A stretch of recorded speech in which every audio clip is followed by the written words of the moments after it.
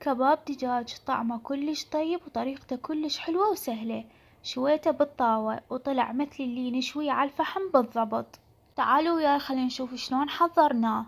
بالبداية عندي صدر دجاج ولية مال خروف مقطعتهم مكعبات صغيرة بهذا الشكل.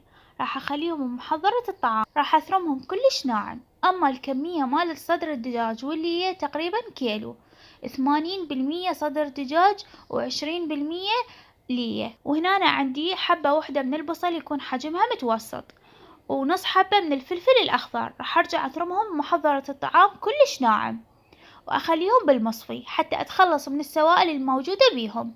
أما البهارات راح أكتبها لكم بالوصف. وأعجن اللحم كل زين إلى أن يصير عندي مثل العجين ومتماسك.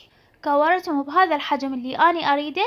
بعدها راح أسويهم على شكل الشيش مال الكباب بهاي الطريقة اللي واضحة قدامكم على الشاشة.